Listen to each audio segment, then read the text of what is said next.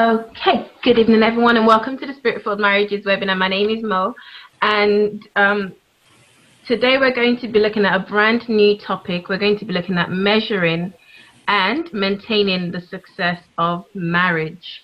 We're going to be looking at a few points, which include the principles of measuring and maintaining the success of marriage.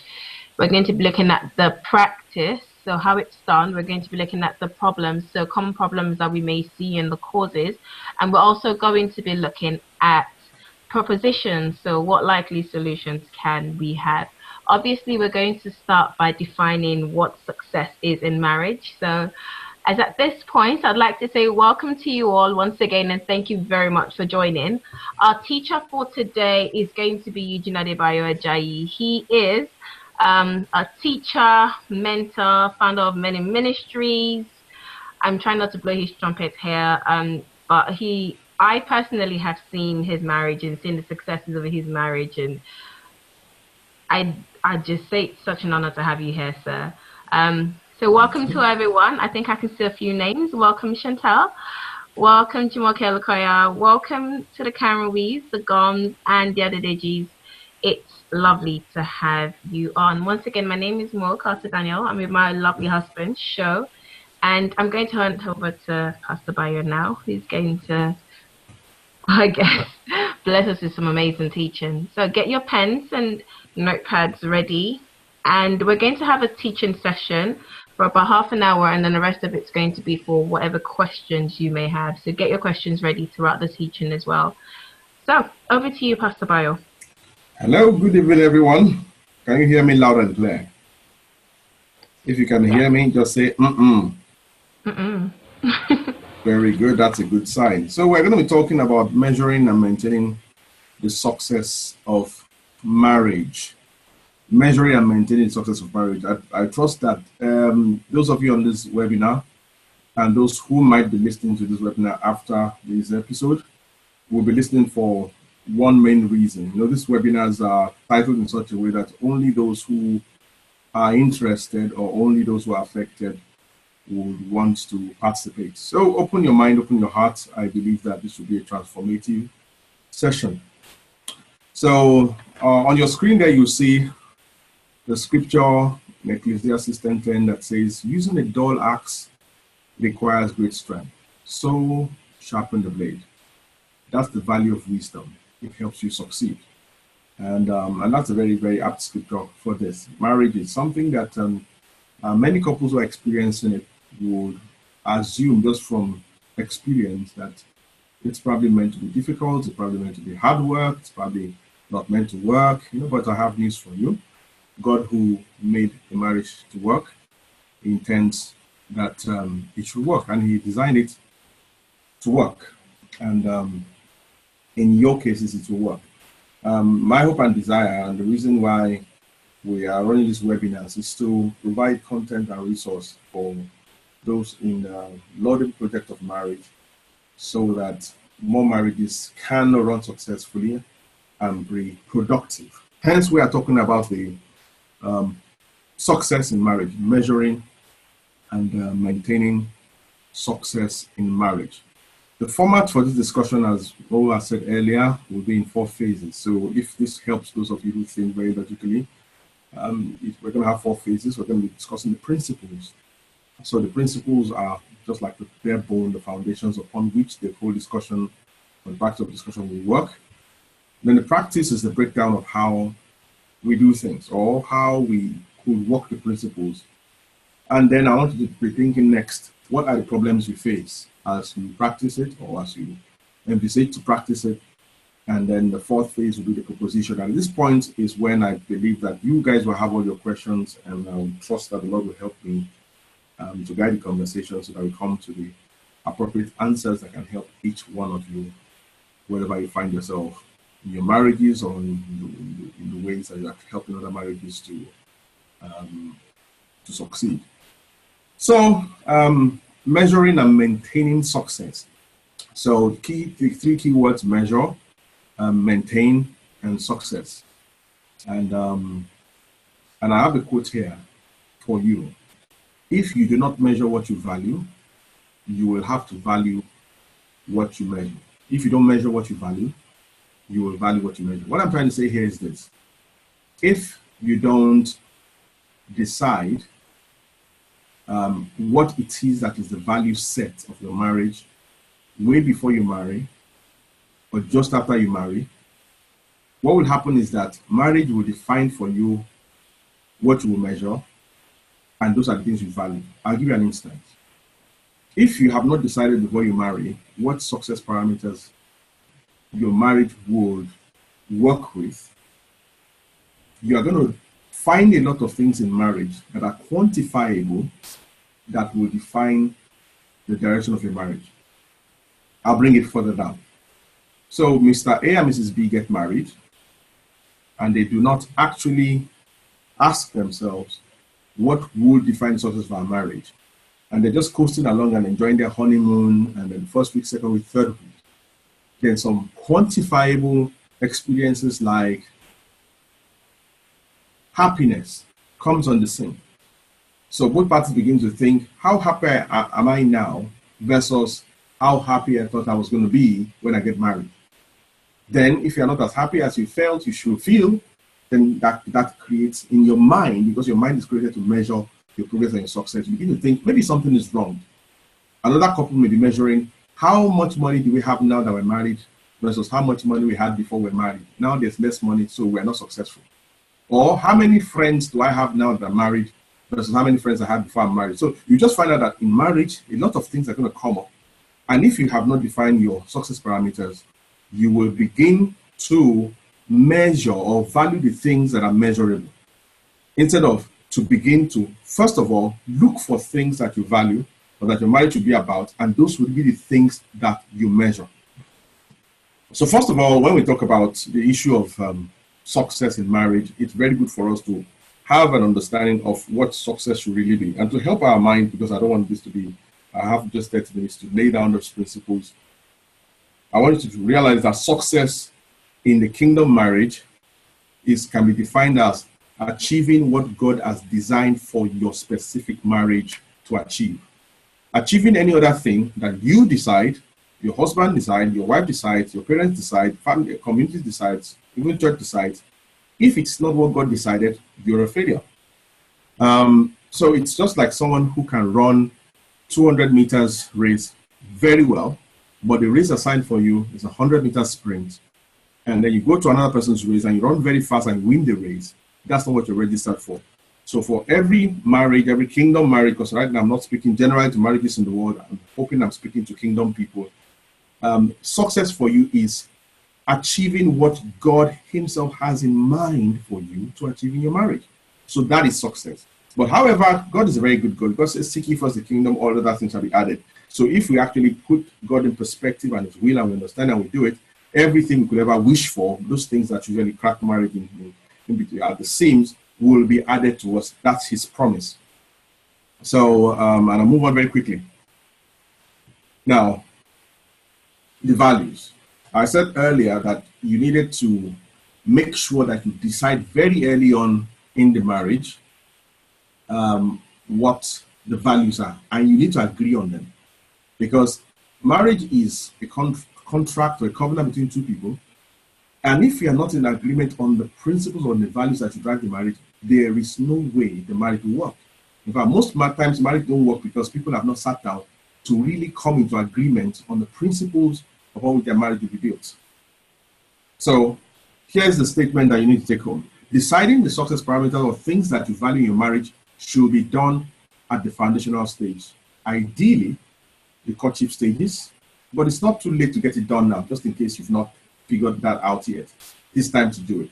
We propose within our ministry and our response to the issues of marriage and our ministry to people within who are trying to get into marriage and who are going through courtship. We propose an empirical 5-stage process that helps them to evaluate what those values are, come to terms with it, and come to agreement, so that when you do get into marriage, you have an idea of where you're headed, why you're headed there, who you are going there with, and how you want to get there. But even if you have not done before you got married, it's not too late. You just need to find a way to sit down and take stock of what you think God is requiring of you, and what you have within yourselves as a team to get there, what things you need to add to yourself, what learning, what management, what help, what support to ensure that you make the best of the opportunity God is giving you in that marriage. So deciding the success parameters or things that you value in marriage should be done at the foundational stage. You need to have those values. Otherwise, other things will define your value for you. So we're going to break all of that down a bit further, just in case you are thinking, okay, so what sort of things should we be looking at when we're thinking of measuring and maintaining success in marriage? Okay, so I'll break it down for you. And here they have under scripture Matthew 7:24. Anyone who listens to my teaching and follows it is wise. It's like the person who builds a house on the rock. Now, which means that doing the things that Jesus Christ says, doing things according to his principle, is actually building something. So whatever actions you take in marriage is building. You take action, your actions is building. Now, if what you're doing is not based on Christ's principles, it's like a house that's not built on sand. If it's done based on Christ's principles, it's like a house that's built on the rock, it will stand. So there are three things I want to bring your mind to if you are thinking of measuring success in marriage. Now, I've already said to you that success in marriage is really understanding what God wants you to achieve, working very hard towards it as a team, and accomplishing it.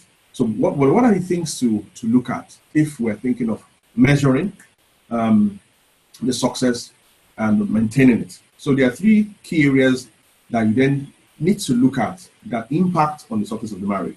Number one is the success parameters. As I said earlier, who define what success is? For instance, this is what I mean. There's success defined by the world. So the world will tell you that a successful marriage is a marriage that looks like a Hollywood movie, where there's flowers, there's cakes, there's chocolates, there's romance, there's lights, there's stars, and there's emotion, there's sizzling sex, and all of those things. That is what the world defines as success parameters. From experience, those of you who are married know that it's not exactly like that.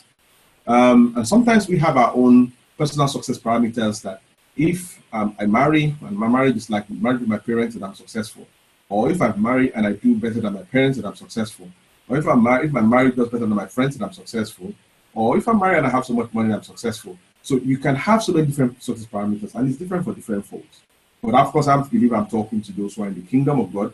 So success parameters are important. So you must know exactly what it looks like. So even if I said that what God expects of you, you must know exactly what he expects of you for you to even know you're successful. There must be something to measure. So success parameters are important for you to know what they are. You take a sheet of paper, yourself and your spouse, you sit down and you ask yourself, what would be the success parameters of a marriage? And you write it down. So of course you can talk to your mentor and walk through it. And so that you can come into agreement. I don't think that even if you don't know it, don't fuss over it. Just sit down, ask God questions, pray about it, challenge yourselves until you come up with a very clear picture of what success parameters are. So parameters are the things that God will measure. Success factors are the next things that are important. Success factors are the things that affect the man and the woman and their human life and can impact their decisions or their experience in marriage. So for instance, emotional maturity, pressures of life, parenting, sickness, finances. Those are factors that may be important to the experience of the man and the woman and their life and can affect their decisions. So success factors are important because you can have all the success parameters written down. If you don't factor in the success, if you don't look at the success factors and manage those, you will not be able to achieve the parameters. All right.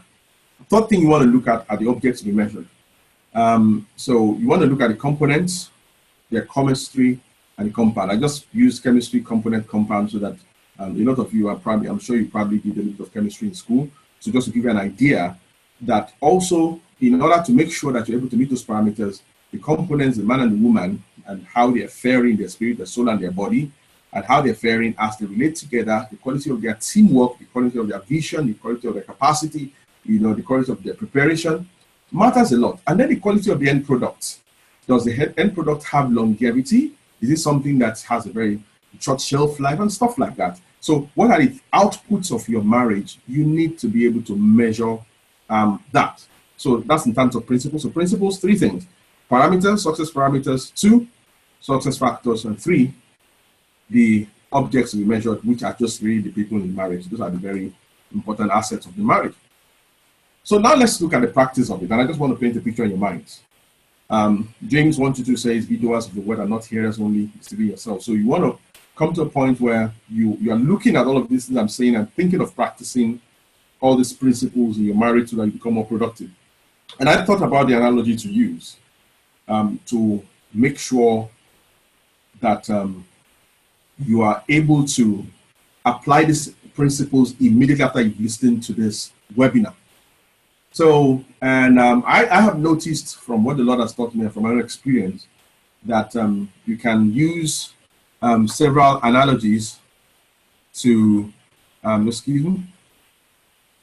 All right, someone's asked me to delete the red line. I don't even know how to delete the red line. Just hold on for me. Let's see, where's the eraser? All right, I got it out. Yep, so I'll just ask to do a little aesthetics on the screen. Okay, so I can continue speaking now. Yeah, so the seeds thriving in situations that can potentially kill it. So the analogy is this, because I didn't want to give an analogy that portrays marriage as a non-living thing, even though we use the analogy of business, enterprise, different things. But see, marriage is actually like a seed, and that is planted in a hostile environment. And just like all seeds are, when you put the seed in the earth, to the farmer, it believes a good thing. To the seed, it's a very terrible experience. So you put the seed, if the seed is well formed, into the soil, and the seed immediately is attacked by bacteria, and you pour water on it, and that's, bacteria and water, they have a sort of way of working on living tissue, and then there's warmth, it's very uncomfortable for the seed, and the seed gets bloated and breaks off until the water and all of that thing touches the core of the seed. I've forgotten what that core is called, but it's the core that has life, and that core then begins to grow. So what you are seeing is that the same forces that work on a piece of paper, on a piece of bread, a piece of meat that causes them to rot, is the same forces that causes the seed to grow. So I wanted to see marriage as something that God has designed to grow in adversity. All right, so that's what I want you to have in your mind. So the analogy I want you to think of when you think of practice of all of these principles is that marriage is designed to flourish like a living thing. It's designed to flourish in adversity. So now we then go back to the practice. What are the factors that I want you to focus your mind on, of course, in generality, that will encompass a lot of the other factors we spoke of earlier. So there are three things I'd like you to note. One is the purpose factor. Now, the purpose factor is a very important factor to your marriage thriving in the adverse circumstances of life. No one can tell me, no one who's been married can tell me that marriage, that there are forces both within and external to the marriage that seem to be favorable.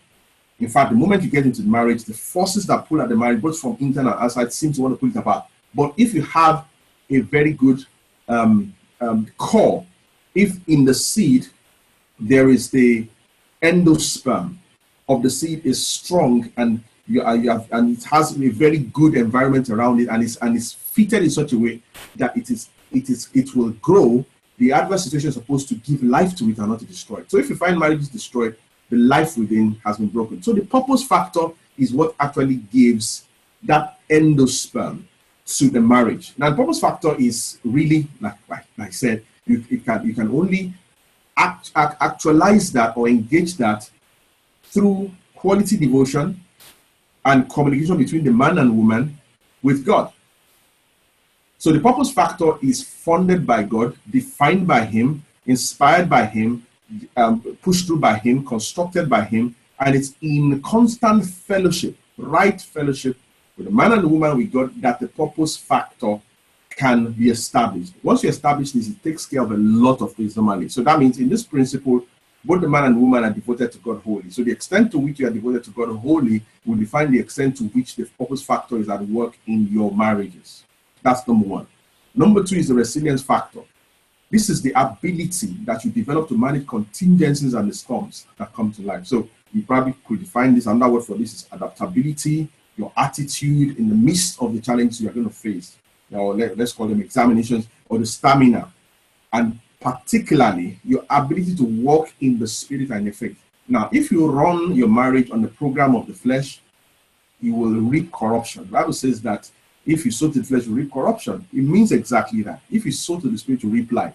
So the resilience factor is actually the quality of life that is seated in both your spirit, making it through and engaging circumstances of life proactively and using the power of God to manage your situations such that the outcomes that you get and the outcomes that God expects. So I call that the resilience factor. So purpose factor is your interaction with God. Resilience factor is your own built-in strength and capacity together as a team that you are building together to deal with storms of life. And then I call it the life factor. The life factor, I would just say, really is the interaction of your devotion with God and your resilience factor mixing and working together to produce impact. That's the life of God working through your home, working through your relationship, working through your brokenness, working through your life, and actually flourishing. So that marriage is actually flourishing and growing to become a tree, bearing fruit. Now, I hope all of the things I've said make sense. I'm sure that it probably makes good pictorial sense in your mind, but then you will actually you have the chance to ask questions later. So remember the analogy: seeds thriving in situations that could potentially kill, rot, or decay the seed, but causes it to grow. But that factor is in the seed. The seed is able to turn those adverse situations into life, and that's what your marriages must be like. So now, what are the problems you can face in trying to achieve these factors or stir up yourself to engage these factors? Just wrote down a few here, and I'm sure you probably have more in your mind as you think through practicing all these things that I said earlier.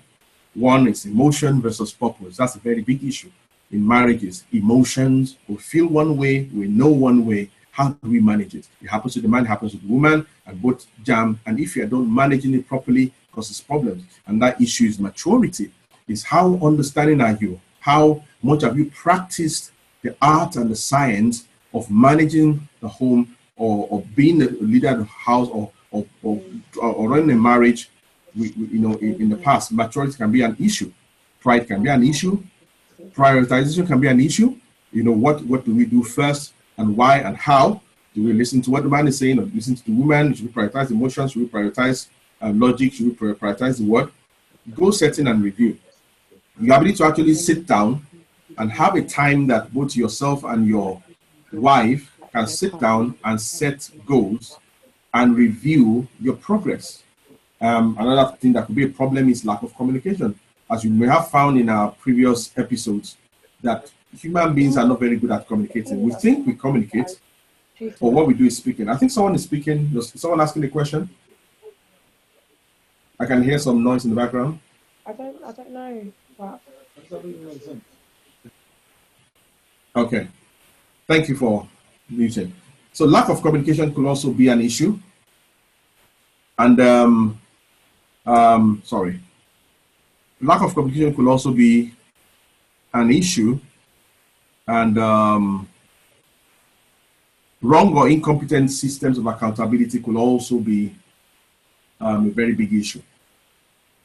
And what by that I mean, if the marriage exists in an environment where the kind of advice that you're getting is not the best advice that you need at that point in time, or people who don't have as much wisdom to guide you in that pathway, or people who have their own unique experience and practice, and they're trying to impose that upon you and it can't work for you. So all of that can work.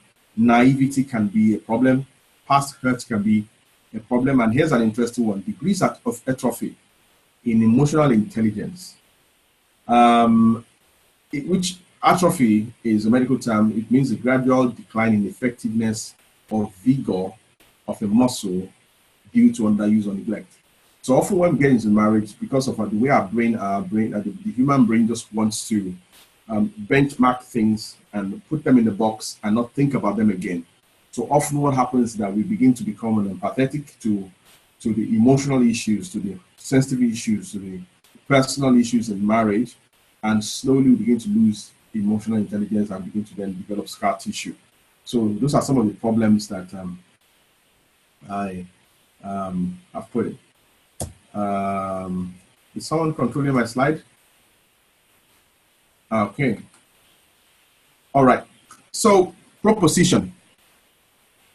The proposition are the things that you could do that could help you come to a point where your marriage actually begins to grow and you can actually account yourself as being successful. So there are a few things that I've written here. If you want to make quick notes, if you don't are not able to make quick notes, you may want to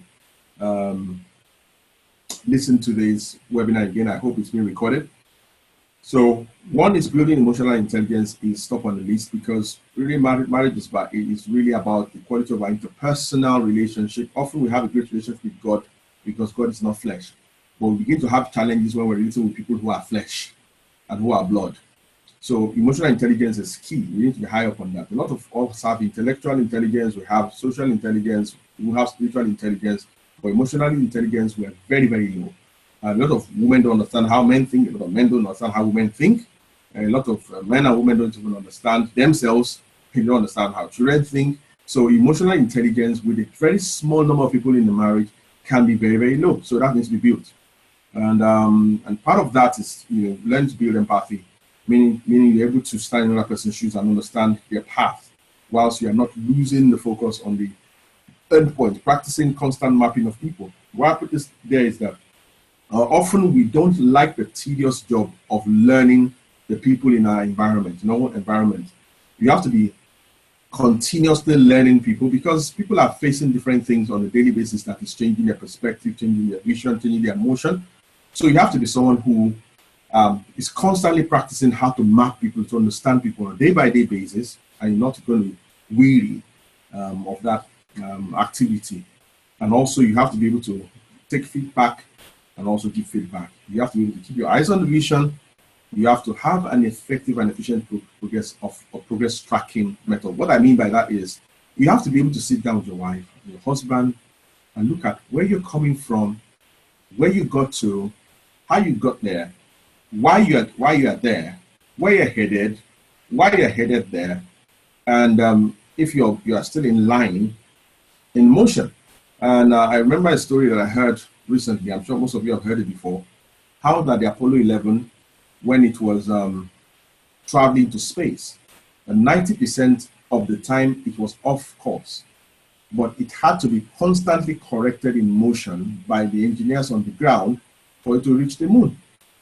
And that's how marriage is. Don't just assume things are going to go well. You need to look onto it. You need to steward the process. You need to make sure that you are looking at your progress. How are you traveling?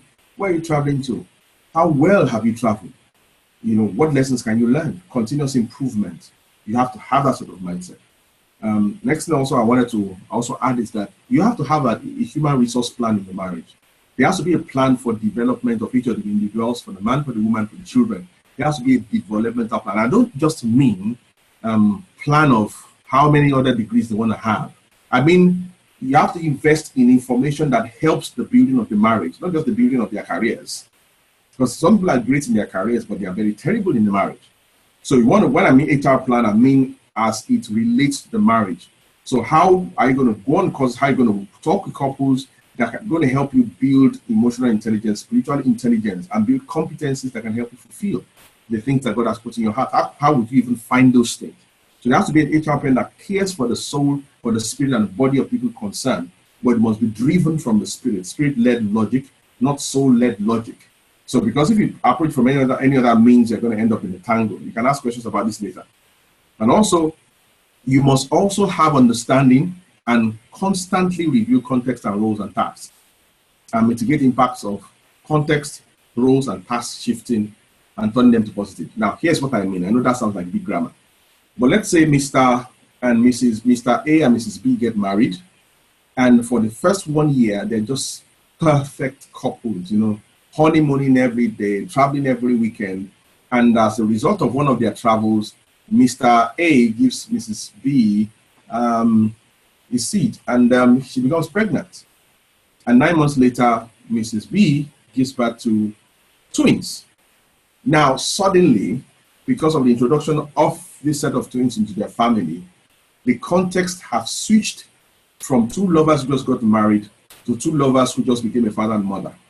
Now, if these things are not discussed beforehand and planned beforehand, you will not have realized that the context have switched. Your roles have been modified from lover, husband and wife to father and mother. So, and the tasks that may accompany those roles have changed. If you don't sit down to map those things, you get into trouble because you're going to be playing catch up and not understand why it is that you're having this unnecessary stress. So that's why I put this there. They have to be able to constantly review in your progress tracking exercise. What are the things that has changed since the last time we had a review? Has any new roles come up? Any new hats that we need to wear? For those who are coming to marriage, I talk to them about personas, as in, are we having to adopt any particular persona because of any new role, and what does that look like? How do I need you to respond to me in this particular persona? If you don't have those conversations, you're just going to be defaulting to different hats, that may not even fit the context you are in, and this causes a lot of problems. So understanding this can be a way for you to have a successful marriage, and I think I did that in about 30 minutes. So, any questions?